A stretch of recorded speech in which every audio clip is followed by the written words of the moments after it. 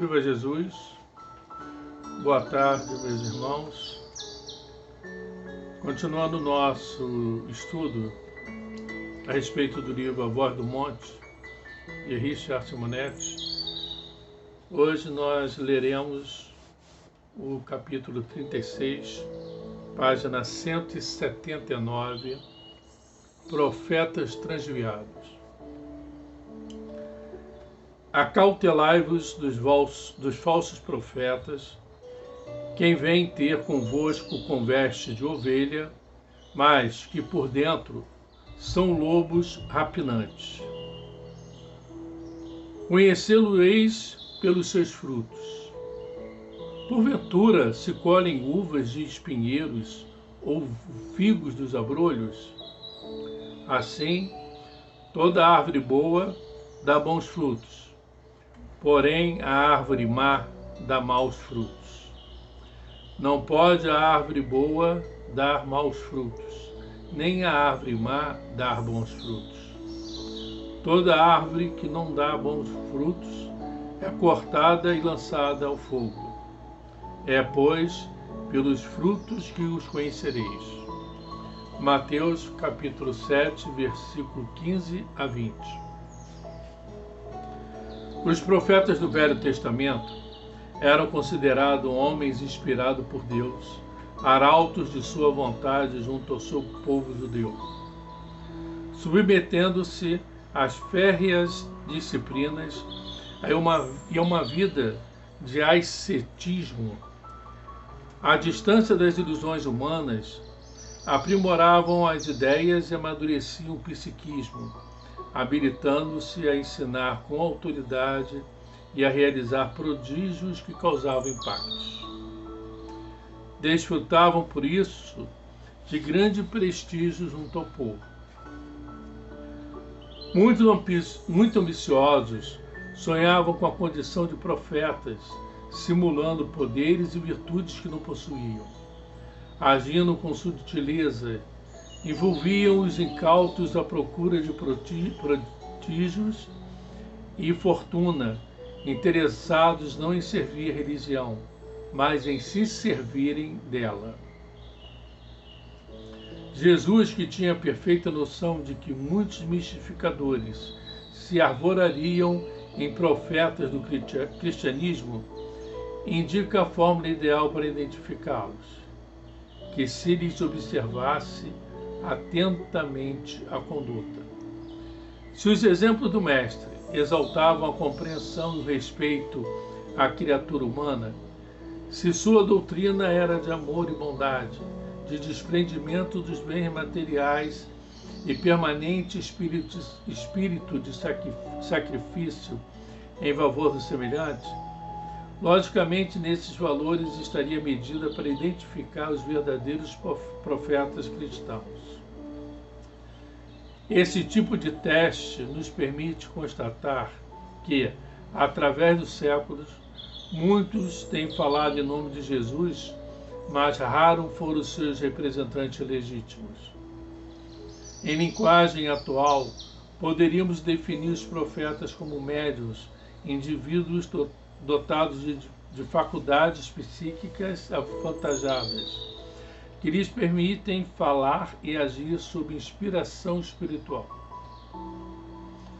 Hoje, mais do que ontem, têm surgido profetas. Nesta época de grandes transições, a mediunidade eclode em todas as camadas da população e no seio de todas as religiões, como se o céu estivesse interessado em aproximar-se da terra, preparando a criatura humana para o advento dos tempos melhores. Onde quer que alguém se apresente como profeta, pelos prodígios ou pela palavra, de efeitos físicos ou intelectuais, a fórmula do Cristo continua válida. Identificaremos os verdadeiros intérpretes da espiritualidade maior pelos frutos que oferecerem. Lobos sempre surgirão, mistificadores se imiscuirão entre os servidores leais, iludindo os ingênuos e confundindo até os mais esclarecidos. Invariavelmente, porém, serão descobertos, desde que observados atentamente, já que as virtudes que ostentam são simples máscaras que não tardarão em cair ante as pressões interiores de suas ambições e fraquezas. A visão evangélica tem extensão muito ampla. De certa forma, sempre que nos decidimos a realizar algo em favor do semelhante, tornamos-nos profetas, passamos à condição de instrumentos de benfeitores espirituais, que, por nosso intermédio, tentarão beneficiar os sofredores de todas as matizes. Ligados a instituições assistenciais e grupos de socorro, estaremos deixando a multidão indiferente e acomodada para integrarmos a gloriosa equipe de servidores do Cristo. Todavia, há um problema muito sério a dificultar-nos a tarefa. É que, embora deixando a multidão, trazemos conosco muitas de nossas mazelas, a começar pelo egoísmo, que leva muita gente a participar de tais tarefas, muito mais pelo interesse em receber os favores do céu do que pela preocupação em socorrer as necessidades da terra. Raros passariam pelos testes dos frutos, porquanto falam do Cristo, mas situam-se longe dele. Ensinam sua moral sem simplificá-la. Exaltam seu amor sem cultivá-lo. Suas tarefas, por isso, acabam comprometidas pelas próprias invigilâncias.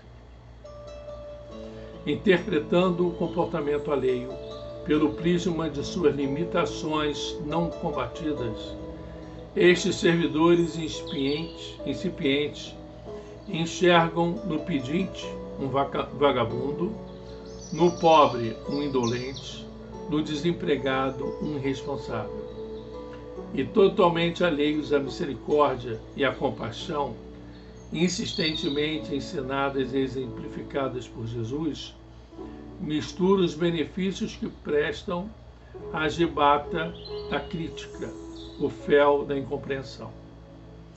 E quando os beneficiários de seu esforço revelam menor disposição em seguir-lhe as orientações, observar-lhes as determinações, fazem-se agressivos e inconvenientes, qual o semeador que pretendesse impor ao solo a aceitação da semente e, a pretexto de disciplinar, põe a perder a semeadura.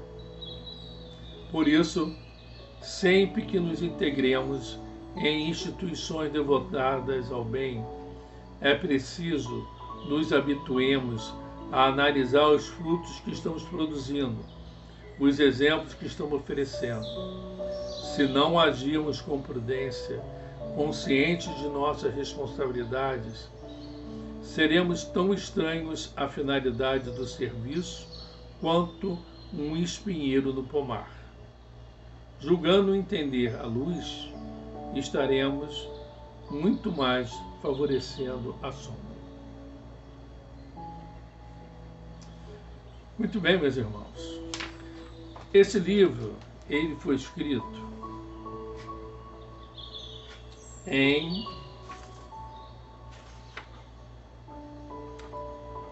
Nós já falamos outro dia sobre a data que ele foi escrito. Eu me perdi novamente nela. Mas a primeira edição consta em 1983. Então, o que está escrito é uma verdade até hoje.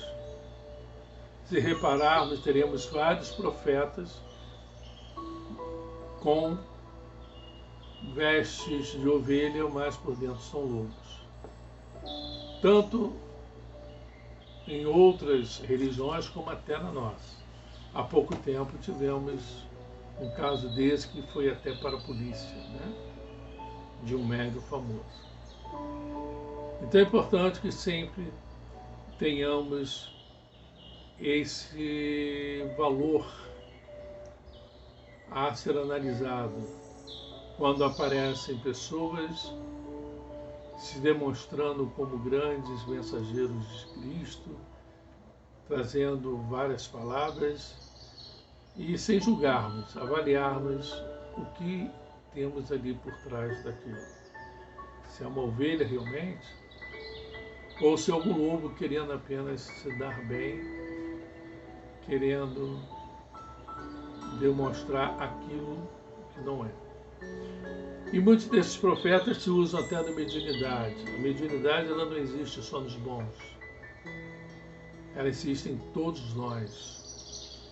E muitos se utilizarão dessas mensagens espíritas e muitas vezes de espíritos aproveitadores, espíritos não evoluídos, e até sem querer achar que está realmente trazendo mensagens evoluídas, trazendo mensagens de grandes espíritos inspirados, e se deixa também envolver, e nisso envolve muita gente.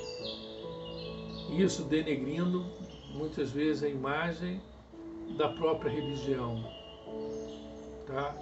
Das suas próprias crenças.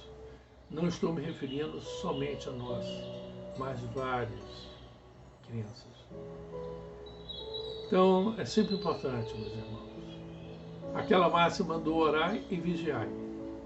Estarmos sempre com os nossos pensamentos elevados, nos vigiando e vigiando também aqueles que nos cercam, para saber o que estamos recebendo, o que estamos praticando, do que estamos participando. E o que fazer quando nos deparamos numa situação? Eu acho que o nosso melhor exemplo é o Cristo, que muito mais do que falar, ele deu exemplos.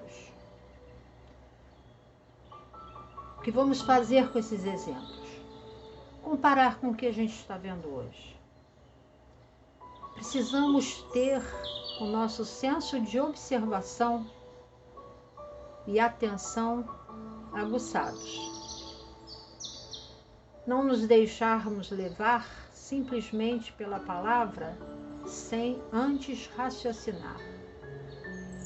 Já disse Kardec que a verdade é aquela que pode encarar de frente a razão. Então vamos pensar e raciocinar e observar tudo o que acontece ao nosso redor, seja religioso ou não. Precisamos estar atentos. Não é desconfiar de tudo, é observar tudo, para que a gente não seja iludido. Então eu acho que em termos da nossa moral, do que devemos fazer, do que devemos ser, o nosso exemplo é o Cristo. Então, além de observarmos os nossos irmãos ao nosso redor, o que estão falando, o que estão tentando dizer para nós, vamos tentar também observar o que nós estamos fazendo. Eu acho que existem dois lados nessa história. Mas para que a gente não se deixe enganar por falsos profetas, vamos observar, vamos pensar e decidir com a nossa razão qual é o melhor caminho. Hoje tivemos uma ótima notícia da nossa irmã Débora e vamos agradecer a Deus pelo nosso irmão Kleber estar de novo em casa. Graças a Deus, assim como ele, vários outros irmãos estão conseguindo vencer.